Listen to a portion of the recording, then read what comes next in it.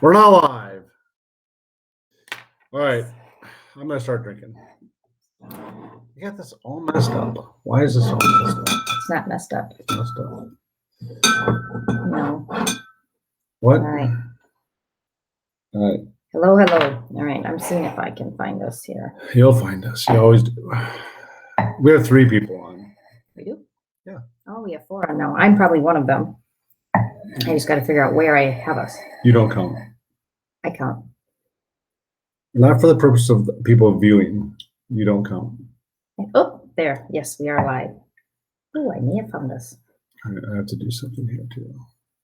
Yeah, that's good. Hi, Diane. All right. I'm going to give people just a second to find us. You can't view the comments there, or can you? I think I can. Oh, I can see us talking here. Well, I can at least hear us something, isn't talking. there? We're like uneven. It's okay.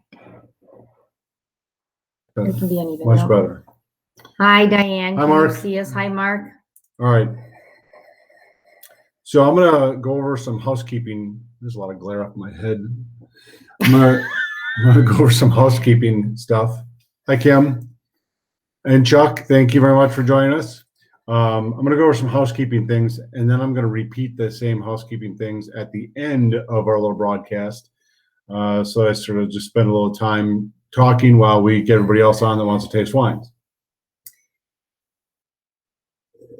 We're going to miss Elaine, Diane, so let her know. You drinking already without even... I am. We had a rough week. I had a long week. We had a long week. Not this week. I wouldn't say it's only Monday. rough. It wasn't rough. Well, it was kind of rough. It was rough on my knees. It was rough on the knees. Yeah. For those who don't know, we closed and we reopened to Weston as a new business, similar concept, actually almost identical concept, but different menu. So it was a rough week. But we're open as of today. As of today. As of today. We're closed all in last Weston. This is in Weston. Weston is now called Fixations. We wanted to draw a little distinguishing name characteristics between the two. So we now have Fixations and Vino Latte. So Vino Latte is in Wausau, Fixations is in Weston. So what else did you want to talk about before we get going? Yeah, so housekeeping things.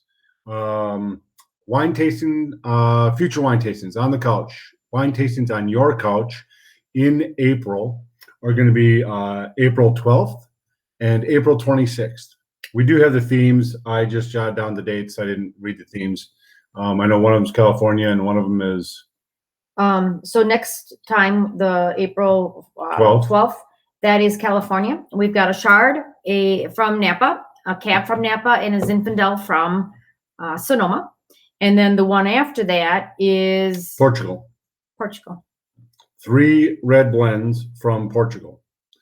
And then we also have May 17th, which is the Moritzen wine tasting that I talked about last time here. And that is going to be broadcast, presumably, barring some disaster. It's going to be broadcast live from Sonoma, California, with Clay Moritzen and hopefully Carrie Moritzen as well. Hopefully, yes. So those are the upcoming dates. I'll repeat those. In addition, the other date that I want to mention is that our wine sale at Wausau. Is that Wausau? It's the spring wine sale at the Wausau store is May 12th through the 15th. So that's a Wednesday through a Saturday. We'll start Wednesday night for Kicker Club, Thursday Wine Club, Friday and Saturday open to everybody. Correct. And then if there's anything left the following week, as we take it down, it'll be open, but not really. So Right. Don't count on anything. So that's the big buy 3, get 3 wine sale, or 1 for 1 following. So that's in May. Yeah. All right. So let's talk about tonight's wines. Tonight's wines are 3 wines. One of them from Italy, 2 of them from Argentina, and they're from a producer, a company, conglomerate, whatever you want to call it, called Tussock Jumper. I was trying to do some research on what it is. Well, I know the jumper is the little red sweater. So you notice they're in the wine world years and years ago. Red sweaters. Yeah, the little red sweaters. Chris is on. She might not have the wine, so I want to make sure she sees them. In the wine world, back in the early 90s, late 80s, early 90s, there was a move about when critter wines, they in the trade, they started calling them critter wines. And it was the mostly Australian wines, and it escapes me the one that was so popular. Oh, I just had it, and I will remember it in just a second. Yes. They're like Garanimal wines. They were grandma wines. We don't mean that quite as negatively as it sounds. No, but, and I don't know who here knows what Garanimals are. Probably most of us on here right now. Yeah. Elaine's not on, and she's the one who would know. Or Elaine wouldn't know, wouldn't know, yeah. Anyway, so they're like critter wines, and they were really popular from Australia, and they're called critter wines because they had little critters on the label. And it became sort of the cutesy thing to do and put like a creature on your label. This is sort of the new version of critter wines.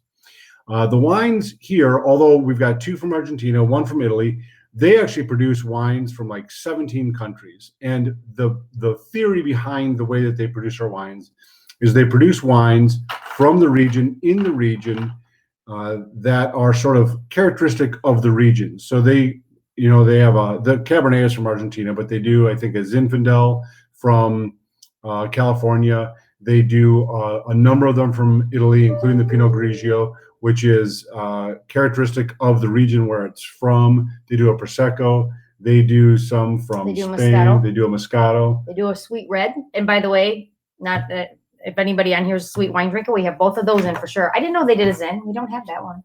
No, I'm pretty sure they do a Zin from California. And each of them has a different critter dressed in the little red sweater. The Tussock jumper. The jumper. And their media says that the Tussock jumper is not just a clever advertising scheme. Clever. But what's even more advertising-ish about it, and I'm going to just talk about this in general, and then we're going to drink. Wines are not only about the wines, about the grapes, about the regions, about the style, about the quality of the juice. There's marketing involved. There's marketing from the label design to the bottle design to the closure to the story to how it's billed. I mean, all these things. We know that the world is about marketing. How many times or how many people do you know, or maybe your people on here, buy wines by the label and they label shop? So marketing obviously goes into the schematic of how to sell wine, clearly. One of the things that they're doing, as well as a number of other people, they're doing living labels, or they call it Bring Your Wine to Life. So there's an app, and I'm going to show you the videos. There's an app that you can download. You can hold it up over the label, and the label becomes animated. And the technology is amazing. Yeah, but that's what I'm going to say about this whole concept. The technology is really good. Well, the whole concept is interesting because you're probably familiar with a couple of other wines that do this. It is 19 Crimes. I don't know if they were the first, but 19 Crimes seems to be like one of the first ones. And if you're familiar with the 19 Crimes wines, each of their different varietals has a different criminal from the past that when you hold the phone over it, animates and talks about the crimes that they've committed, all the people they've slaughtered, or the towns and villages they've raped and pillaged. I don't know.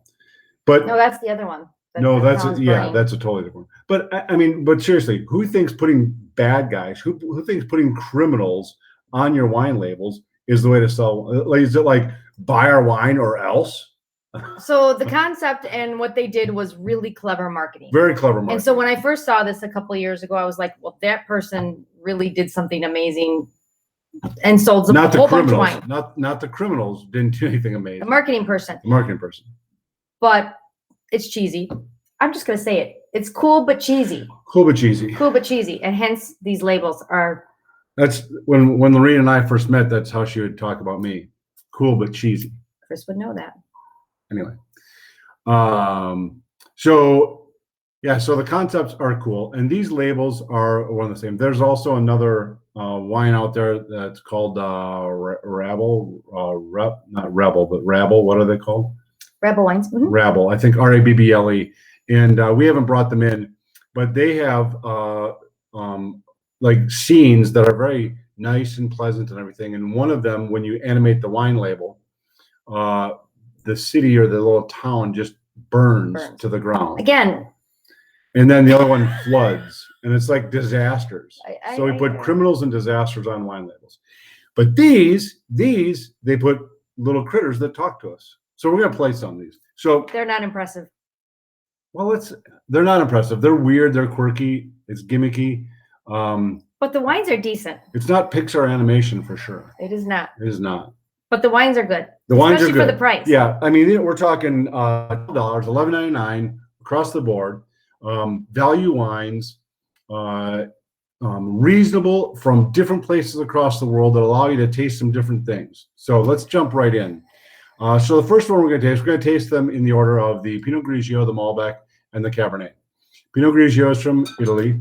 It is from the Venetia region of Italy, which is the far northeast portion of Italy, where the boot kind of flares out. It's up on the top. If it's one of Lorene's boots, it's where they have like the decorative fur or something around the top, where like the boot puffs out of Italy. That's like, anyway, Lorene has a lot of boots. Calf would be the calf. Well, yeah, it's kind of where the calf is.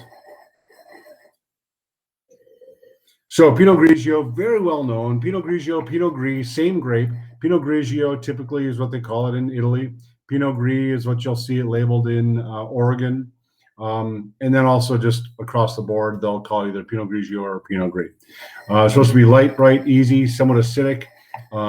Summer wine, not quite there for Wisconsin yet. Oh, well, today kind of was almost summer. I don't know for all of you who were out there, it was like 60 degrees or almost 60 degrees. It was beautiful. It was a summer day today, summer-ish in Wisconsin. So if we had a day in June or July or August that was 60, mad. You'd be like, what the hell? This isn't summer. Don't say that word. I'd be mad. She would be upset. But it was a very nice day. So this wine, you have the tech sheet probably. And the tech sheet's also not particularly impressive from a tech sheet thing. A little bit more just cutesy about it. Tech sheet is a little bland, but it does say that the soils are alluvial from calcium-rich marl and flysch sandstone. I don't know what flysch is, but that sand gravel really lends to well-drained soils. There's a little bit of clay in these soils as well, so they tend to retain a little moisture there. This wine is light, bright, almost water white, which is kind of what you expect from a Pinot Grigio. I think it's very, very typical of the varietal. It is, which is the point of these of Tussock Jumper, is they make wines from the region that the regions are or the grapes are known for doing a good job, and very typical, and this is very typical. I get a little apricot, or maybe it's peach. I don't know which.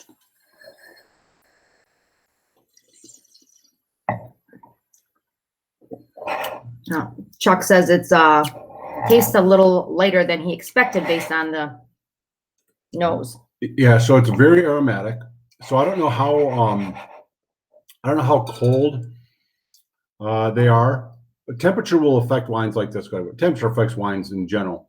Really cold wines will tend to be subdued, and on the palate will not show as, or on the nose will not show quite as vibrant. Heat in chemistry is obviously a catalyst.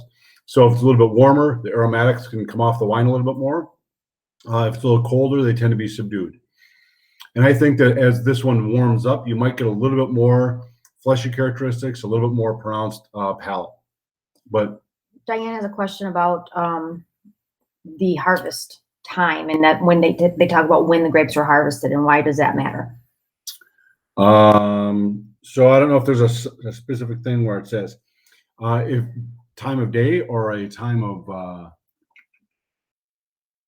like, I don't know what it says on the tech sheet, but it does matter. When the grapes are harvested. Okay, so I'll talk in general about it. So let's talk generally seasonally when they're harvested.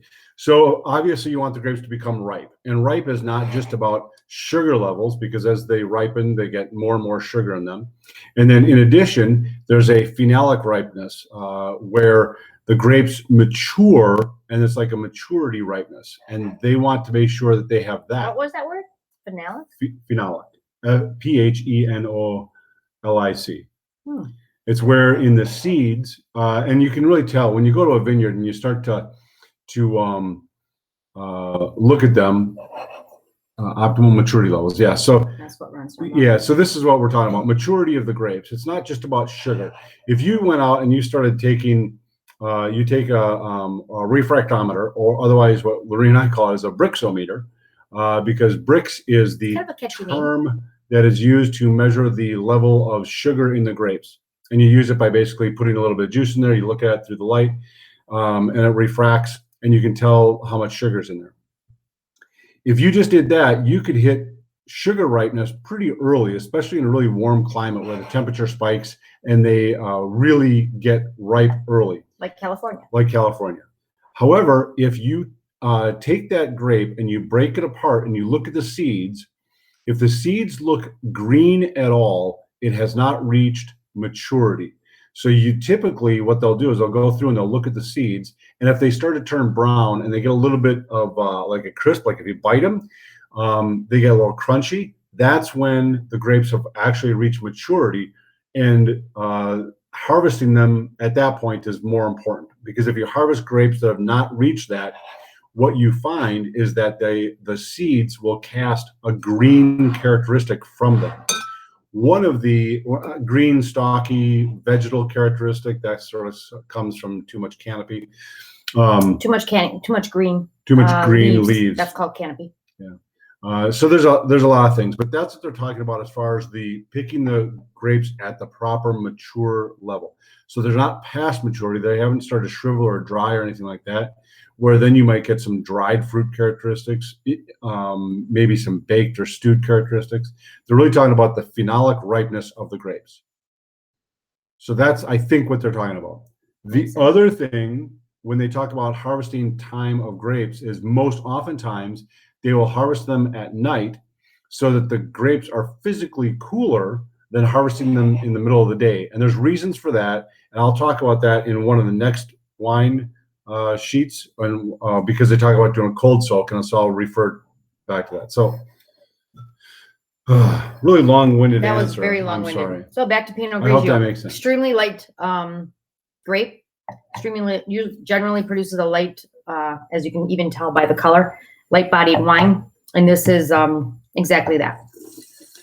I think there's a lot actually going on in the flavor. I know that there was a couple comments that maybe there wasn't that much. I think that the more I drink it, the more I get.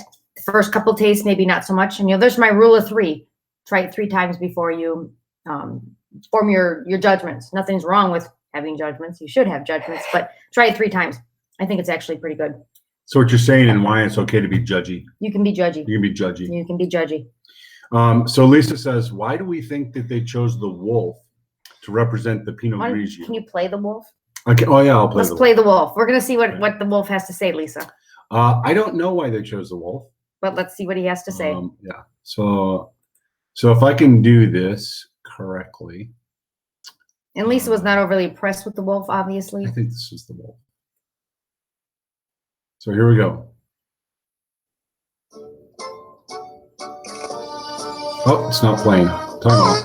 I'm Camilla from Argentina. Oh, there it goes. That's not the right one. Hold on. Just go ahead and play it though. That's so not you right. can enjoy your Oh, you're playing the wrong one. I know. That's why. That was an operator error. Buongiorno. Buongiorno. I am Alessandro, from Italy. And I am a member of the Tussock jumper family. The red jumper is our sign of the finest quality. So you can enjoy our authentic taste. Delizioso.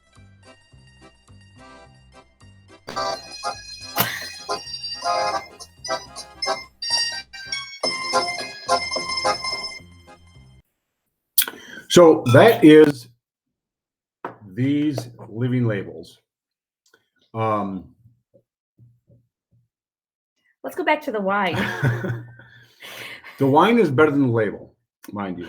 And they're kind of cute. They're kind of catchy, but it didn't say a whole lot. It did not say a whole lot. It did not tell a story. It did not inform us of anything except a little bit of a marketing ploy, like the red sweater is a sign of quality. Tussock jumper. And I actually kind of go into what Lisa was talking about. Why do you choose the wolf? The wolf was kind of cute on here. Once you started playing the. So the technology is cool, like because you can move your phone, and I record that. I did a screen recording on my phone, so I moved it intentionally so you can kind of see how it becomes three-dimensional. I like that it's cool. All right. All Should right. we move on to the next Well, I want to one? mention this too. If you look at the back of the bottle, I thought this was pretty interesting. Yes. There's a lot of discussion about food pairings with wine, and so with each of their wines, they actually do a pretty good job, like a little introductory or like a little cheat sheet for the flavors and aromas that you'll get from this. And they say, apple, pear, pineapple, and then pairing suggestions on the backside of pasta, fish, and seafood. They also recommend a temperature that you serve it at, and they do that on all the labels. So again, sort of for like an introductory discussion of a varietal from a region, they are varietally correct from the specific countries where the grapes are sort of featured, and then they give you that food pairing and the all those things. It's very educational, which is what I really like about the wines, and they're varietally correct. Yes. So, any other thoughts on that? Time to go on to the next. Yes. And yes, Lisa. Yeah. The Wolf's accent does all. If you like the Wolf's accent, just wait till we get to the penguin and the steer. The steer. Okay, let's do that. Let's do that. Let's move on to the Malbec and the steer. All right, Malbec. So flipping over. And I'm looking at again, I kind of do like, one of the things about Americans, and I'm going to put myself in this category. We have sometimes troubles understanding foreign wine. Like, I think it's difficult sometimes for Americans, me, to pick up a bottle of wine from France and understand what all is going on with it. So I really appreciate, again, like Ron said, that this bottle tells you everything you need to know. You don't need to think about it. You don't need to know a lot about wine. It kind of dumbs down wine enough that it makes it easy for even newer wine drinkers to appreciate it. You can go into a wine store and buy a wine with the information on the label. I like that. Which is really helpful, because any of us who have gone wine shopping and you start looking at all of the labels and all of the words that are almost like a foreign language. Sometimes they are. They are a foreign language. Sometimes. Yeah, none of these are from France, by the way, but it just is an easy thing to do so that somebody can not have to ask questions, not be intimidated. They can pick up a bottle, read about it, and make a decision based on the little cues on the label, which I think is very helpful. Yes, agreed. Should we just play the video and then? Let's just play the video of the steer. You got the right one this time? I think so. Okay. And it is Malbec right here. It's not playing. It's not playing. Hola, Oh. I am Romina from Argentina.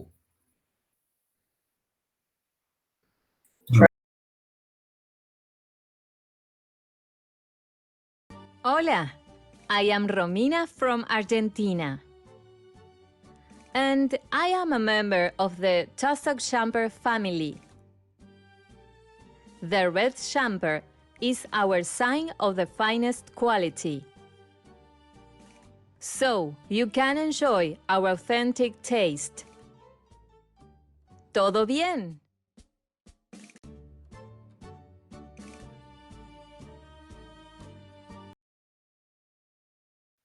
All right. So I don't know how much that little jittery thing was You? me. Well, I wasn't shaking that bad. Yeah, I'm glad to hear I that. shake, but Or if that was just a function of the technology. the glitch. The glitch in the system. But again, not particularly informative. They could have taken that opportunity to like tell you about the grape, to say, It's okay. no, It's kind of cute. Cheesy cute. all right. So let's go on to the Malbec. Smell it, swirl it. I'm going to talk about it. Smell it, swirl it, sip it. I agree, Ryan. The voice was very funny on that. She was a female. It was a female steer. Are steer female or are steers male? I think steers are just males, and typically they're castrated, so it might actually be a steer. Oh, it's just a cow. It's just it's some sort of a bovine. Oh, nice word. Well, thank you. So, speaking of bovines, steer. Oh, there, Mark confirmed. Steers are boys, kind of. Kind of boys. When you're traveling at 51 and you go past the whole big steer reproductive place on the east side of the highway, and they always have the little funny sayings on their sign. Well, it's where down by Madison. Yeah, down on by the way to Madison. Madison. Mhm. Yeah, and it's where They do have, lots of funny little sayings about steer or about cows. It's all cow related. And mostly it's about sperm, cow sperm. Okay. Anyway, what does that have to do with Malbec? Let's just. We're talking about steers who can't donate sperm like the cows at the place do, where they have the little funny sayings. Okay. And I have a joke about. Oh, is it appropriate? Probably. Then you probably should just stop right there. Sorry. Oh, I'm not gonna let Ron. it is 2021. It is 2021. It is. Happy New Year. All right. So Malbec. This is from Argentina. Argentina really is the place where Malbec got its flourishing, became well aware of everything, and people just know Malbec from Argentina. But Malbec as a grape is actually one of the 5 permitted Bordeaux varietals. Bordeaux, the region in France, can have one of a blend of 2 or more of the 5 Bordeaux varietals, Malbec being one of them. In the French region of Cahors, that's where Malbec really is. I mean, you see a bottle label Cahors, that's Malbec. Argentina brought Malbec in a. Go back to that. I just want to touch on Cahors. Cahors is actually the region. Cahors is the region. Cahors. So if you see a bottle that's labeled Cahors, that means it's Malbec. Correct. But it's from France, so it's Malbec from France. Again, that's stupid labeling that we Americans, me, stupid American, I don't understand. Well, I actually knew that, just so y'all know. I didn't know that, but you can say that now, but whatever. So Cahors, Malbec. Back to the Tussock jumper, or how did she pronounce it? She pronounced it much better than me. Tussock jumper. I think. No, how is that? Would you want me to replay it so you can mimic? No. We could do a living wine label of you. Yeah. It almost sounded like she had a French accent. Oh, that's why I said it the way I did, because from Argentina. That doesn't make sense. It doesn't make sense. So anyway, Malbec.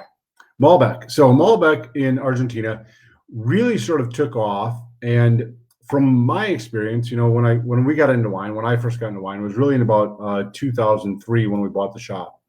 Malbec was a fairly simple, fruity, just ripe, not sweet, but probably a little residual sugar. And that's where Malbec, people started drinking Malbec, and they like that juicy, easy, simple fruit. Goes with everything. But it's not a complex wine, or it wasn't a complex wine. If you, at that time, had French Malbec, Cahors, or like a French dominant, not that they don't make French dominant blends, but a Malbec from Cahors, you get a lot of spice and clove and deeper, earthier tones, a lot less fruit forward. And since then, now it seems to me like a lot of the Malbecs made in Argentina are moving in that direction. They're becoming less of this just fruit bomb. Yeah. Which I love fruit bombs. I'm a huge fruit bomb fan, but yes, becoming a little bit more. That's not even serious. Not a little more serious. Maybe a little more. Maybe you can find one that's a little more serious. I don't think this is an extremely serious wine, though. No, it's not. But I think on the nose, I get a little bit of that clove, a little bit of barrel. Clove. I definitely get the clove. There's almost a little tobacco, like a little greenish tobacco. Ryan, I agree with you. So I have a couple of comments I want to make. First of all, I want to talk about Mark, and Mark is a regular of the shop, and he was so excited about seeing us that he joined us last week. And about 10 minutes after 7, he realized he had the wrong week. So he's on tonight. So thank you, Mark, for being a huge fan.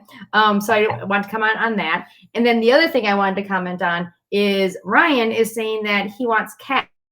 And he doesn't mean a cat like kitten. He means like Cat, our dog. For all those who didn't meet Cat last week, you won't meet her tonight because she's down in the basement, so she doesn't interrupt us. I agree, Ryan. I think Cat on the label would be adorable. She looks like a little teddy bear, sort of like a little bear. She's really cute. She went swimming today. She went swimming. She went swimming in the Wisconsin River today. That was fun. I don't know if she liked it. So maybe I'll bring her up at the very end. But anyway, back to the Malbec, known or Corhors in France, which is the region where they grow and bottle and produce Malbec. So on the back of the label, they say plum. Good Lord, I can't read that. I can't either, which I'm not even trying. I don't have my glasses. Plum, raspberry, and coffee. Coffee. I get the raspberry. I get the raspberry. I get clove. I don't get plum so much. I got clove Grilled on the meat, nose. pasta, and cheese. So on the text sheet, you can see that they make everything really first person-ish. Oh, must be acidic. A little acidity in there. Botanic. They rest for 3 months in the company with French and American oak. So resting for 3 months in the company with French and American oaks sounds risque. You don't rest in the company of an oak barrel. I mean, it's clever. They're being clever. I have so many awful things that come to mind. Yes. We have to start like an R-rated version of this. No. I think so. Vote if you want an R-rated. If you No, want an don't R-rated vote. version Lorraine of wins. this. Don't count. Dictatorship. Right here. All right. So I like this one. I do too. Ours is a little cold. So if you ever have wine that's a little bit too cold, cup the glass and just swirl, and your body heat will warm up the wine. Clove, plum, and tobacco. Lisa gets plum and tobacco. Nice. Yes. Chuck votes yes. And Chris, of course. Chris, yes, I'm yes. sure you'd be right there with us. We could have Chris tell stories from her enforcement in the adult venues down in Nashville. That might be a secret. I don't think so. Okay. No, it's not a secret. There's not a lot that's secrets with Chris. Cheers, Chris. Cheers, Chris. That's good. I like that. But we should probably move on to the next wine. So the Tuolumne Valley in San Juan, Argentina. The biggest place you see Malbec and like the most well-known wine growing region in Argentina is Mendoza. And this is north of that. So a little closer to the equator, but it's probably at pretty high altitude. That's where in Argentina, they grow a lot of wine at very, very high altitude. And adds complexity, you've heard me say. On the little scale of intensity, they have like almost all the little red circles filled in on the back of the label. Again, great label for just understanding and seeing what's there. Agreed. Really do like it. So. All right. Anything else in this? Don't worry, Nancy. We're not going R. I would say we're moving on to. We're moving on. We're moving on. Right. Because you all want to see the next penguin. The penguin. Right. And you want to see the penguin. I like the Malbec. Actually, I like the Malbec a lot. The Malbec is better than I remember it from when we tasted it. So when we taste 90% of the wine that we bring into the shop, and so we've tasted all these before, and I think the Malbec's better this time. Better than I recall. $12. I know. I think it's great. What are we having for dinner? Salad. Salad is not for dinner. Moving on to the Cabernet. Okay, moving on. What do y'all think of the Malbec? You can all comment, and then We'll we'll move on. move on. I'm gonna go ahead and play. I think this is it. Yep. Okay. So I'm gonna hide us.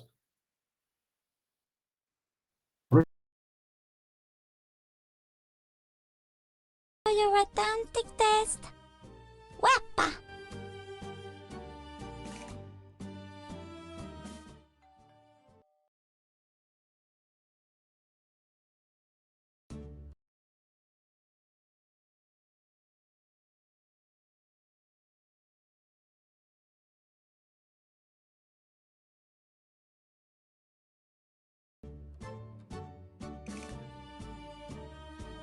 Hola, I'm Camila from Argentina, and now I'm a member of the Tussock jumper family. The red jumper is a sign of the finest quality, so you can enjoy your authentic taste. Weppa!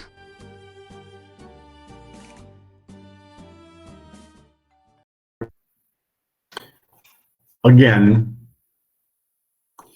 totally miss the mark and miss an opportunity to. But still really cool technology.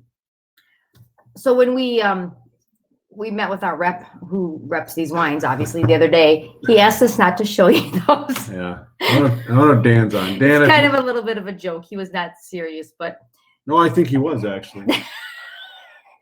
I think they were worth seeing. I think they're cute. No. All right, so let's talk about the Cabernet because I was being nice.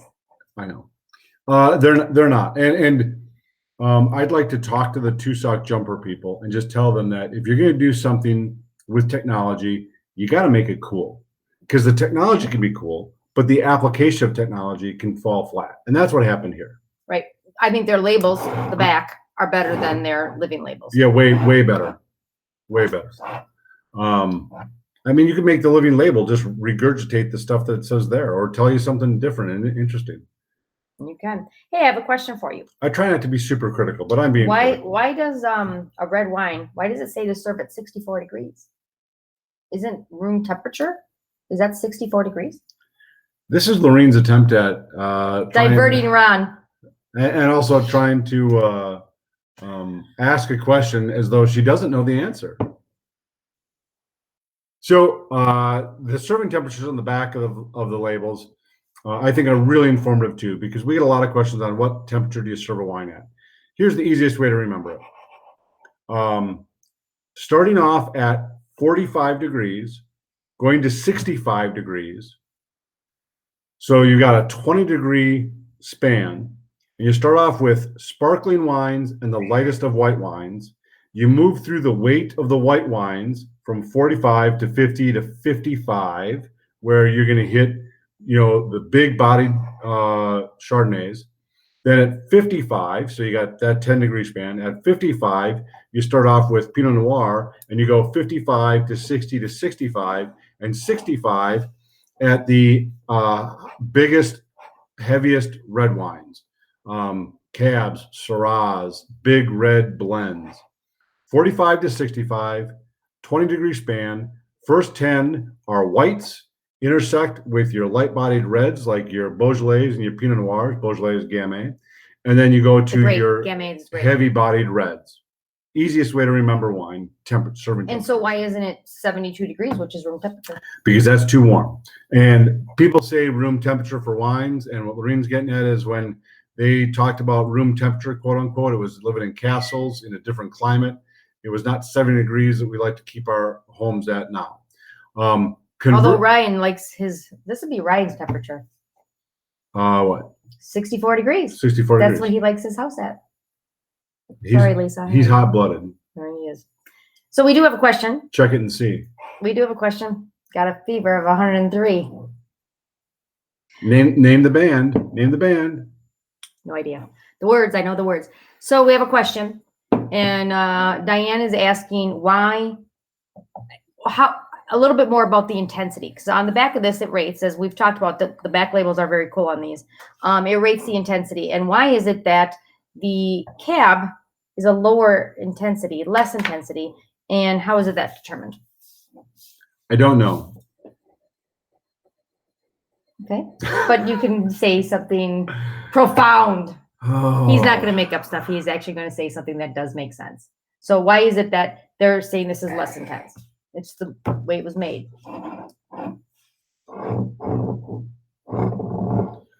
Probably the way that it was made. Probably perhaps the and I'll talk about the way it was made because they mentioned cold soak. They actually don't mention cold soak. They say that it was a pre-fermentation maceration is performed at 12 degrees Celsius during 48 hours. That's a cold soak. I'm going to talk about cold soaks in a minute. So realistically, the Malbec might just show differently. It might come from a vineyard that's a little bit different. It might have a little more tannin. The way that it's made might be a little bit hotter fermentation. Fermentation at a higher temperature draws more tannin, more structure. You get a more angular wine. When I say angular, think structure in the mouth, in the palate. If you can imagine eating triangles versus eating circles, that's angular. So something that's triangular is going to be more angular and rough and sort of structured. Something that's round is going to be like smooth and supple. That's the easiest way to think about Velvety? Maybe velvety, yeah. So in the wine world, they use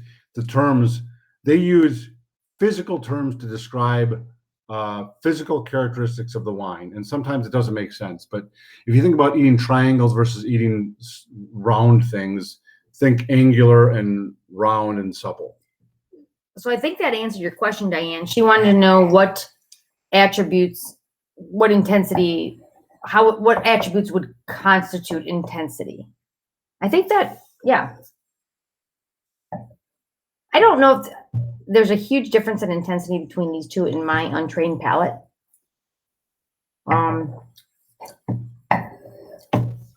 both good. They're both intense. They got a lot going on.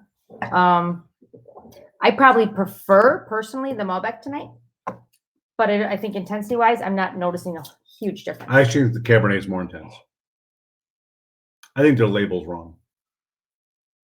Where's a MS circle?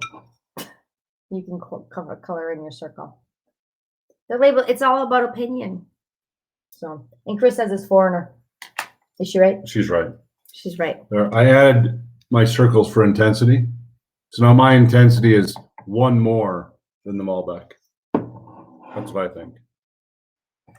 You can circle in yours too if you want. So anyway, so Cabernet Sauvignon, really like the king of grapes, known worldwide as like the king of grapes. Super famous in Napa, super famous in Bordeaux, super famous all over the place. You have a well-trained palate.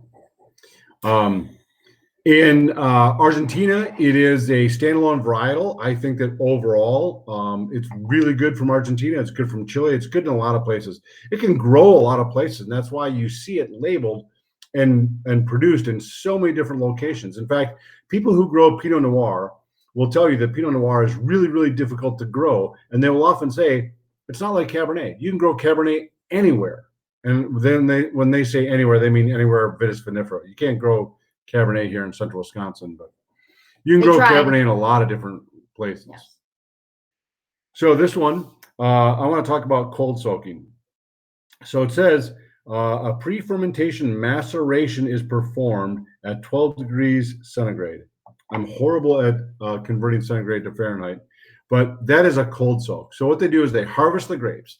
And that's the other discussion, going back to Diane's question about harvesting them at prime ripeness. We talked about ripeness and on the calendar and how they ripen. But with harvesting them, almost always you'll see that people harvest grapes in the middle of the night or in the very early morning because the temperature is cooler overnight. So the grapes are harvested colder. They come into the winery, and the grape itself is physically cooler than if you were to harvest it in the middle of the day, when temperatures are 80, 85, whatever it is when they harvest them. The reason they do that is twofold. Actually, probably more than that.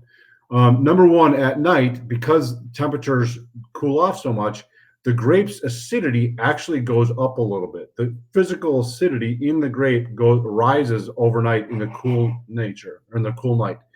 So they want that acid present in the grape when they bring it in. The second thing, and probably more importantly, is if it is too warm and they come into the winery too warm, they will start to ferment when they get crushed in the little bins that they harvest them and transport them. They can start to ferment before they get to the winery, and that's an uncontrolled fermentation. Nothing in the wine making process does a winemaker want to be uncontrolled. That is like unacceptable. That's like driving down the highway and just letting your hands go and go, whoop. And not having a self-driving car. Right. And just like letting the car drive, well, we'll see if I get to where I want to go. See if I'm going to reach my destination. You take grapes and you start to let them ferment before you're ready to do it, you're never going to reach the destination of a fine quality, well-produced wine that you want to get to. So they harvest them at night. They'll keep them cool. Sometimes if they can't keep them cool, they will put dry ice in them to keep them cool. They will put them into chilled stainless steel containers to keep them cool. So then they can allow them to soak, or they can bring the temperature slowly up and allow them to start to ferment when they want them to. But what a cold soak does versus a warm soak, when they're cold and they are not fermenting, one of the byproducts of fermentation is heat. Heat will extract tannin and other structures a lot more than just the grapes soaking in a cold temperature. Cold temperature will extract color and some flavor components, but mostly color. So you get that deep, rich color. And then when it heats up, the heat extracts the tannin. And so if you let it get hot, you might not get the color extraction, you'll just get the tannin extraction. Other reasons to do a cold soak. Number one, you don't want to extract that tannin. Number two, it could be a function of logistics. So I've heard winemakers talk about they'll bring grapes in and they're not ready to start that batch on fermentation because they're still doing stuff in the vineyard, they're still doing stuff in the winery, and so they just want to like store them. So they store them in a cold soak so they're not fermenting before they're ready for them to ferment. It's just logistics, timing, managing the processes of the vineyard and of the winery. And controlling what the process. The other thing that's really interesting is if in California you talk to the winemaker that talks about a cold soak, they may say, yeah, I have to chill the grapes down in order to get a cold soak. If you talk to somebody in New York, in Finger Lakes, or a really super cold climate, they'll harvest them and they might be 45 or 50 degrees at harvest. They actually have to warm them up to the point where that they're going to start to ferment. So it's a natural cold soak. And they may say, oh, I don't cold soak, because in their mind, cold soaking is reducing the temperature that the grapes already are. But in a really cold climate, they're already cold. Makes sense. Way more about cold soaking. Cold soak. Taste, smell, taste. Good. What do you smell and taste? Ryan gets cola. I think that's good. Yes. I actually get a little, almost dusty, not quite chocolate, but something that's not super fruit forward on the nose.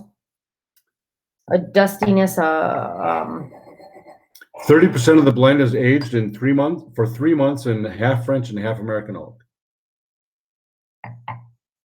And why is that important? It just adds character. I mean, French and American, they're sort of balancing it out. Doesn't say if it's new or used or anything like that. Just adds a little structure. Allows the wine to oxidate a little bit. 3 months is not that long, so it just adds a little bit of oak.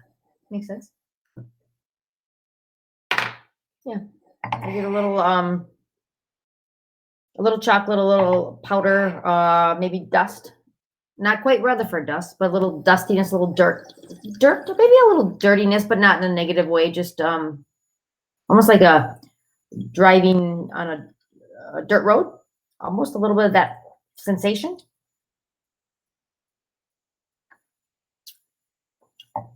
A little bit. Minerality, which isn't quite normal. Chris gets a little vanilla the finish. That's Yeah, that'd be the oak. probably from the oak. Mm-hmm. American oak especially will really present in the vanilla. American oak imparts more than French oak does. Ryan gets a little sulfur. I actually think it's a little bit alcohol for me. I would call it alcoholic. So not unbalanced necessarily, but I smell alcohol. It makes me think of vodka. It And was very PC of me. it was very PC. For a wine, one thing that often helps, I think we talked about this with Tim last week or whenever it was. You did, because I was listening. I had a little downtime during. Just beat the hell out of the wine in the glass. Just like swirl, swirl, swirl, swirl, swirl, swirl, swirl. And oftentimes that sulfur characteristic that you get when you open the bottle and you pour it will burn off and open up. And sulfur, a little bit of how would you describe sulfur? Matchstick. Matchstick. Matchstick doesn't always burn off. Not matchstick, but the match head, the match. Yeah. Where you're burning. Yeah. Little. Yeah. I still get a little hotness on this, a little alcohol burn. So so let's talk about alcohol for just a second. Go ahead and talk a little bit about what you're getting and the characteristics when you get something that you say is a little hot, little alcohol. So like you're talking about what it is that it it's more of a feel, actually. Talk about it. Well, it's a little that burning. It kind of goes up into the nose a little bit. Kind of that, not the tannin on the throat, but the warmth. Like doing a shot. Yeah. Yeah, but not to that extent. Well, clearly. Want to do shots? Clearly, no. Who wants to do shots? So this is 13% alcohol. So when we talk about, It's actually not that high. it's not. No. So that's why I want to talk about it. That's why I was prompting her, because you can taste a wine and you can say it seems a little hot, meaning a little bit warm, like that alcohol creates a little warmth to it, and yet it's only 13%. What that tells me is that it is slightly, perhaps, a little out of balance. Balance in wine is the goal. You want balance. You want all the components to sort of mingle and marry together and be harmonious in the finished product. So that nothing is peaking, nothing's significantly stands out. Right. I think that's almost impossible. It is almost impossible. But if you have a 13% alcoholic wine and you're getting it A little hot.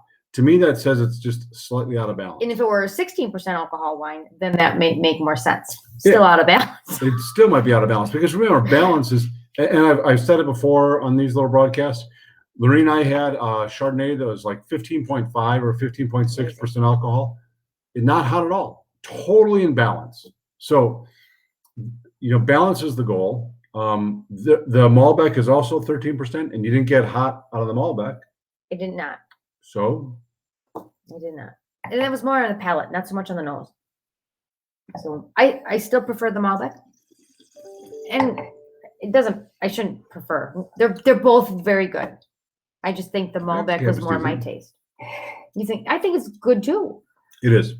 $12 for a cab. It's got a little acid. Mm-hmm. And I don't get the heat. I don't. Well, On your throat? No. Okay. I don't. That's good. I can be wrong. You are never, ever wrong. True. All right. Any questions that we need to discuss? We need to go back and talk about some of the tastings that we have coming up. Ryan says they'd buy all three of these again. Yeah, they're great, like patio pounder. They are seriously patio pounders.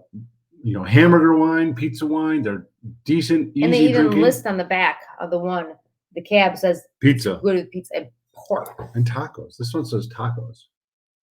Tex-Mex. Oh, grilled meat. Sorry. Tex-Mex is hard. Tex-Mex is really hard. That is really hard. I kind of wonder. Yeah, I don't know. I don't know about that either. But hey, if you like it, you're right. Grilled meat. Grilled meat. So yeah, we would drink these again. So the other thing that I really like about these wines is because they're varietally correct. The reds are not super tannic. These are really nice wines for a wide variety of people. What's Chuck say? Which bottle to polish off tonight? So Chuck liked Chuck, him too. I- Apply. apply yourself. I don't think you have to make a decision of only one. I mean, I know that there's probably only two of you. Chris really wants to know the next dates. Oh, the next dates. All right. Sorry, Chris. Thank you Sorry, for Chris. bringing Rob back around. We have the next dates. It's April 12th. Yep. And that one is California. So that is the one with the Chardonnay from Napa, the Cab from Napa, and the Zinfandel from Sonoma. That is April 12th. And then April 26th is Portugal. Three Portugals. already. So these are going to be interesting. They're kitschy, cute labels. 3 Portugal wines, very inexpensive. I want to say they're gonna. We don't even have them in yet. They're going to be under $15. And they're all similar blends. So that'll be a really interesting one. All red. So those are all red. And then of course, May 17th in Sonoma. Ron and I will be in Sonoma with Moritzen. So, and you did all win, by the way. We had people voting in 4 wines that will be on that one. Oh. May 17th, 4 wines. I suspect we'll drink more than that. Perhaps. Clay and carries. Perhaps. All right. So, and then of course the wine sale. Don't forget the wine sale, and don't forget to go visit Fixations, the new store in Weston. It is no longer Vino Latte. It is Fixations by Vino Latte. We did a revamp menu. Most of the food is different. The drinks are the same. Bakery is the same. Bakery is the same. Mm-hmm. Last week, I had a lot of people stop in while I was working on the floor. And we had one woman who was very concerned that we were going to change the scones. We're not changing. The chia cookies. The chia cookies are still available. Chia cookies still, yeah. I think if we eliminated chia cookies, someone would burn the shop down. I think so too. I think so too. In chia protest. cookies will not be eliminated. So. Yeah. Okay. Mark says great screw cap for a picnic wine. Absolutely. Absolutely. Yep. Perfect application of. Although I have a screw, or I have a corkscrew in like every vehicle, every purse I own, everything I take on trips. I have lots of, because you can't be without. That's a sign of a problem. Is that a sign of a problem? I like good wine. Where wherever like you have wine. to be, you have to be able to open a bottle of wine. Okay. Yes. All right. First step is admitting. So cheers. Cheers. I'm going Thank back you to very much for joining us. And we're right at the hour. And sorry, you're not going to get to see Kat tonight. So when is the wine sale at Wausau? The week before. You first. May 12th. For Kicker, which you guys are. May 12th through the 15th. May 12th through the 15th. The 12th is the Kicker. Cheers, Lisa. We will try to put the next. We have all the. Oh, we don't have the Portuguese wines. They're all coming. Okay. So probably the next time you pick up your wines, because none of them are available yet. I'll repeat that. None of them are available yet. They're coming this week. I think we'll have all of the wines for the next 3, and that's it. Then probably until maybe ever. So 3 left. Yeah. Maybe we'd like to do more. We would, but we know people have to get on with their lives. Yes. And they don't want to spend every Monday night with us. I mean, I want to spend every Monday night with you. But. So 3 left. That might be it. And we'll have them all available, hopefully by the end of the week. Check the stores before you stop in. Don't get upset because they're not available there yet, but they will be. Yes. Thank you very much. Everybody have a fabulous week. It's Monday. I heard Mark Hawley today say that that after this week, we will not see this cold of temperatures until November. So that means it's going to be a cold week. No, it means it's going to be no Easter snowstorm. Oh, that'll be nice. Last year we got like 10 inches of snow on it. Sure was last year. It may have been the year before. I think it was last year. So crazy. No huge snowstorm, which I'm happy about. Ryan, you're already done snowmobiling, so don't worry about that unless you go way north, which is fine. And that's all. Anything else? All right. Cheers. Cheers. Thank you all for joining us, and we'll see you in 3 weeks. 3 weeks. Well, we might see you around the shop. Please. Questions, comments, always email, comment on the Facebook. If you want to be on our newsletter, sign up on the website. Should be a little pop-up. You should be able to see it. we are really slow to get things updated. I just talked to our web guy to get the fixation stuff. We're working on all this. It's We a are. process. And remember, if you want to be part of Vino Select, which is Ron's email group, email and ask to be on that. It is his email group where there are select offers and select pre-buys and just some kind of cool things. If you want to be part of that, let us know. Ron only has a certain number of people on it. So, Vino Select. Right. It's limited. All right. Thanks. We won't keep you. Good night. Have a good night. Have a great week. Thanks for joining us. Bye.